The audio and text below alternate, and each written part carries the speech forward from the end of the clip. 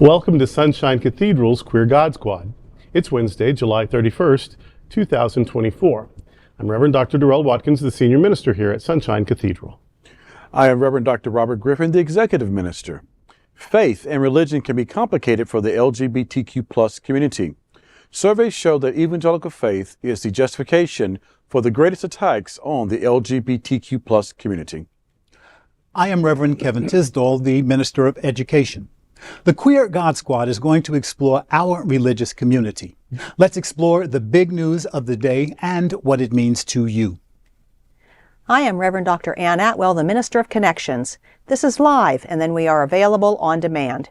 If our community is important to you, share this news with your friends and family. Join the conversation on your favorite streaming platform and social media. At Sunshine Cathedral, we're here to tell you that you're God's miracle, not God's mistake. This is the Sunshine Cathedral Perspective. Log Cabin Republicans National President Charles Moran roasted at the RNC. Charles Moran, the gay president of the Log Cabin Republicans, recently announced on Twitter, it's official. The national GOP platform has been stripped of all anti-LGBT language. Inclusion won. Thank you at Real Donald Trump.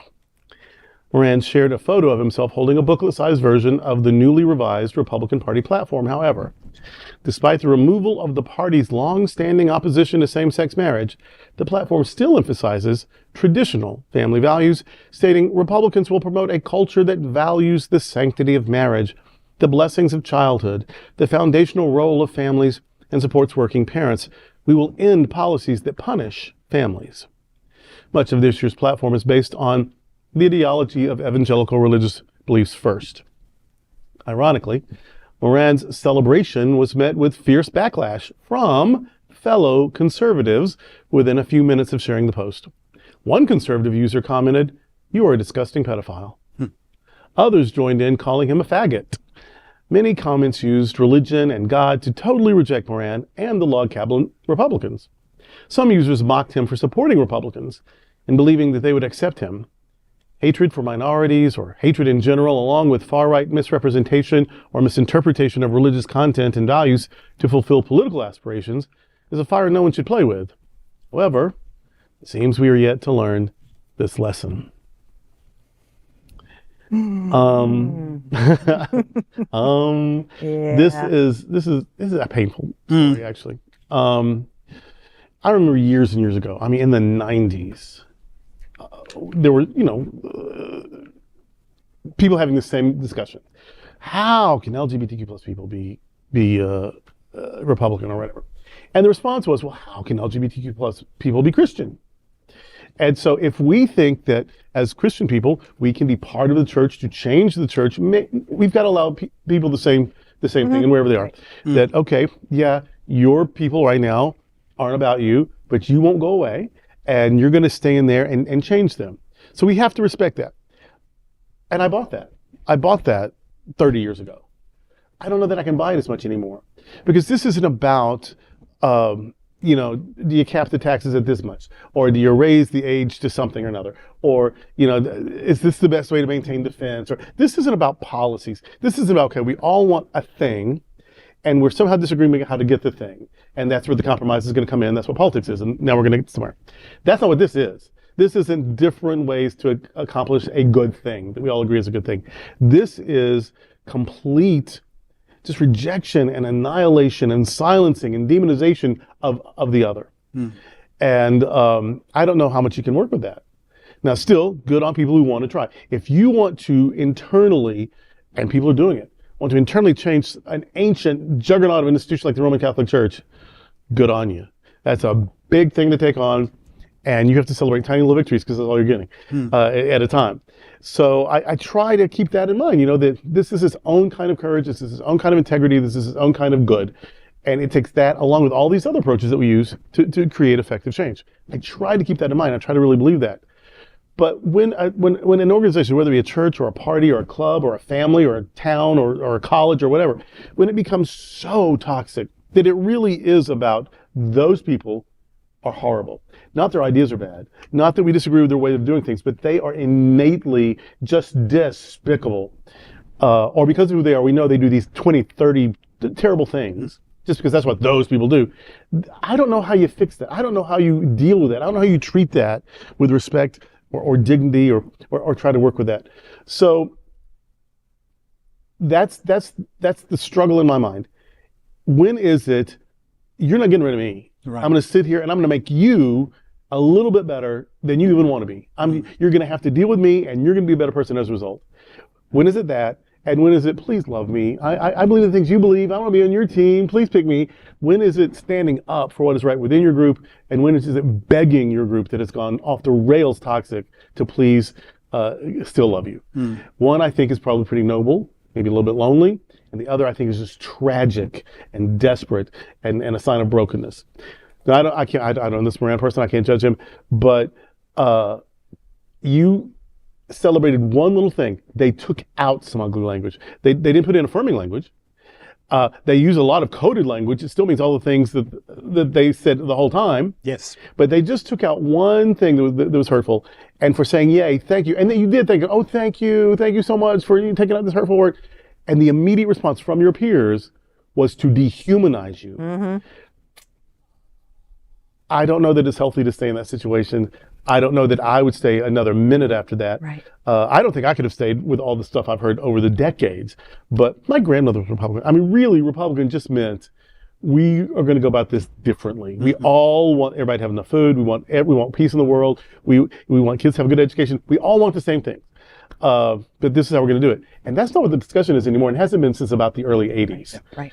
And has kept going in the worse and worse and worse. And now it really does look like some of the worst despotic rulers in history are trying to take over, or maybe to some degree have taken over a party, and they really want to go.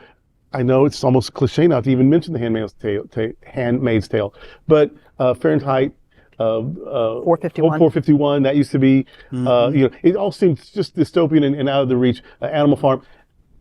These things are often prophetic, and the Handmaid's Tale. And I don't even think the Handmaid's Tale was so much futuristic. It was looking at the direction we were going, right, and put it on paper. So I just think, I know you've got a family, you've got a tradition, you've got something, and you want to save it. But sometimes the well is just too poisoned. It's time to drink from somewhere else. Right. I think sometimes you just have to realize when you're beating your head against the wall. Log cabin Republicans, I never really understood, but I also know that there's different ways of viewing and of thinking things. But this party now has become so incredibly toxic. I mean, it would just be exceptionally difficult to be in that environment. And, I can appreciate maybe celebrating the small victories and that kind of thing. But again, when your peers, when your people are attacking you, I mean, the horrid name calling, I don't get it. Right. But then again, there's a lot of things in the world I don't get, and that's certainly one of them. Yeah, I'm praising the work you have done, and your immediate response is bullying? Yeah, exactly. Yeah. I don't want to be part of that. No. I thought it was interesting that along with the faggot, you got somebody who actually posted, "Find God and leave the party." Does that mean that he needs to embrace his God however he sees his God and get the heck away from the grand old party, because that party is never going to accept him? And that's the underlying message. There is nothing that you, Log Cabin Republican, can do in order for us to ever embrace you. We don't understand you. We see you as a parasite on our party, and please get the heck out as quickly as you can. That's what I hear when I hear the Republicans talk to this poor man. Yeah. Yep. And I guess we're going to say, run. You better run now while you can run Yes, at all. Lord. But one of the things that popped to my mind is like, what policy is punishing families? I don't get that part. Like the whole thing is like we're punishing. Our families have been punished long enough, so we need to redo all this over again. Who is punishing your families in the RNC? That's what I need to know first of all. You own a platform of trying to make everybody be like you, Yeah. and do what you do, but the RNC is so toxic right now. It really And if there was a moment of hope for this guy, I think it would have been, you know what, Log Cabins, we're out of here. We're forming our own party. Yeah. And we can form our own party on our own principles and do our own thing and do it better than RNC is doing. And we can show people how to really be about a loving, inclusive party. And go do your own party. That's why I'm going to say to this guy here, you know what, get out of there. Just go. They've already invited you to leave. Yeah. with some very nice words to go with it. Yeah. Go form your own party. We could have another third party already in the United States. It could be the log cabin Republican Party. Just go do it. And I guarantee you we'd be better than this. Or an agitation movement within the party to make it different, which is what the Lincoln Project. Yeah. Like the good people said, okay, so they're probably not voting for the party, what the party's putting forward right now, Right. but they're also not giving up their identity and their history. So they're agitating to make it better or to give people some options or whatever. And the Democratic Socialists of America, that is not a party. The DSA is an agitation movement to help push the Democrats a little more to the left on left-leaning for social issues. So yeah, become a thing that'll matter. Yeah, yeah. It can make a difference. It'll work. But yeah, just to say, please accept me, let me be part of this thing. Who wants to be part of that thing? Right. It's become so mean and so ugly. Yeah, that isn't conservatism. That's just He's a punching ugly. bag. Yeah, He's just a punching bag. This is not a sit-in-counter moment. Yeah. This is not a sit-in-counter moment. Yeah. You're not going to change anything with this group of people No, you're not. by sitting at this counter. Yeah. Nope. All you're going to do is get more humiliated, more dehumanized, and everything else. And people see this happen to you. Why would I want to be around anybody if they're doing that to you? Yeah. Why do you think I want to be around you and or them? Right. Get your coffee, get your plate, and leave the counter. Yep. Yeah. I like that. Yeah. There you go. I was thinking about what you're saying about what the Republican platform talks about, and it's the Republican Party and their policies that are destroying American families. I don't know that the people in the party understand that what they're trying to do with that. And I'm going to say it, that Project 2025, get rid of overtime, get rid of unions, get rid of health care for almost everybody, raise the Social Security age to the point where 87. I at 68 would not be eligible for Social Security yet. Understand what your party is doing and understand that it is your party, the Republican Party, the grand old party, that's doing everything that it can do to destroy America, in my opinion. I'll add that just in case. Citizen Kevin. Citizen. And I'll even go as far as to say, you mentioned something earlier to allude to this.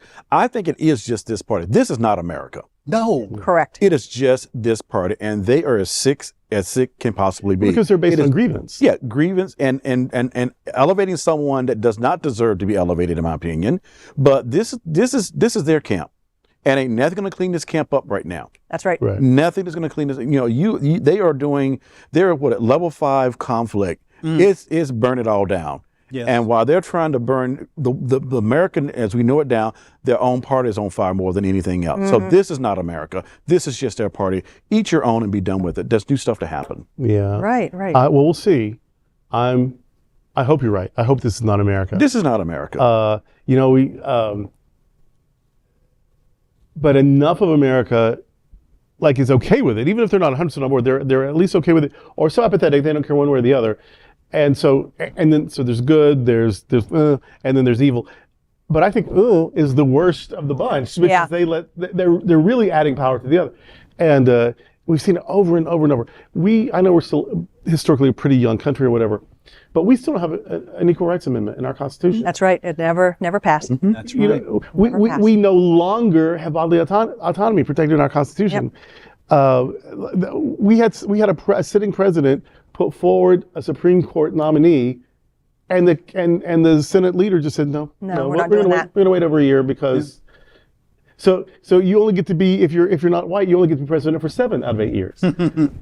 Like a sitting president. No, we're going to let the American be. Like, it's just, so that's, it's been a tough few years. Like we still, how long did it take? It took fighting. I was born in 1966. And we were still working out civil rights legislation and court cases, whatever, well into the 70s. Yes. So yeah, and now we're trying to roll them back. So I just worry that we're not who I was taught we are, and then who I chose to believe we are, and then who I hoped we are. I just sometimes am really worried that we ain't. The cohort to fuck this up is not going to be the cohort that fixes this. Oh God, no. That's right. Oh gosh, no. And let them eat themselves, because out of that, the next thing will come and will not reflect any of this. So that's why they're a part of them to their own. That cohort, y'all done had it long enough. You fuck it up long enough. Time to be done with it and we move on to it. America needs to stand up for what is right. And I believe that they will come November. I'm optimistically hopeful Right. that the right things will be done. And this is where we're going to land. But this cohort has just fucked it all up. Right. And I need to say this because we're going to get this. Somebody's going to say, and not in a polite way, that we shouldn't be talking about these things. This is politics, Oh, and gosh. our field is religion. Come on. Our field is religion. We should talk about politics. So I just need to address that right off the bat. We are not partisans. No. Any party that I could support 100% has never won a seat in anything. There's on a school board anywhere. So this isn't about partisanship. But if we are going to have a prophetic ministry, if we are going to speak truth to power, if we are going to comfort the broken and the hurting and the left out and the downtrodden, if we are going to challenge systems of oppression and oppressors, that's what religion at its best is. That was spirituality is. That's what the prophets did. That's what Jesus did. If we are to represent religion in a healing way, then that way has to confront injustice and oppression and cruelty. And that is what we're doing. And if the lion's share of people who are committing those atrocities happen to be of this religious faith or this political party or this socioeconomic group or live in this state or city or area, then that's just the way it is. That's not on us. But it is our job as religious leaders to point out what is cruel and unjust and unfair and wicked. And it has nothing to do with who you sleep with or how many times you've been married or what you choose to do in control of your own body. That's not what makes someone wicked. Being cruel to others, trying to eliminate, isolate, reject, silence, erase, those are things that are cruel and evil. And we get to speak up against it. And if it just so happens that someone who's guilty of those things is your guy or lady running for said office, that's not about us. No. Yeah.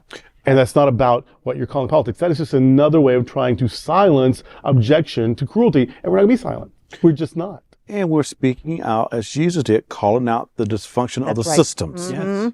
And Right. speaking to what is just. And if that's not your brand or your flavor, then pick up another Bible. But if we're all going to say you don't talk about politics in church, then we need to find another Bible reading in church on Sunday mornings. Yeah. I mean, my favorite example of why Jesus was murdered by the Roman government is what happened once he got back to Jerusalem and he started going into the temple, into the outer chamber of the temple and overturning commerce. That's what it was. It wasn't anything to do with religion. It had nothing to do with that. It had to do with the power of the Roman government and the challenge to it. And that's what we at this table do as often attacked as we empire can. and capitalism. Yes, all at once. And he didn't live out the week. No, Yep. no. He rode into Jerusalem on a little donkey doing this and didn't live the week. Yeah, Yep. yeah. So, Amen.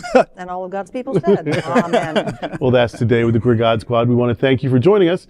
We're here daily at 3 p.m. to have some fun and to discuss what our LGBTQ community is talking about. Sunshine Cathedral is the world's largest progressive queer church. Progressive, queer, and God are words that naturally should go together. And we are all in this together. Remember that.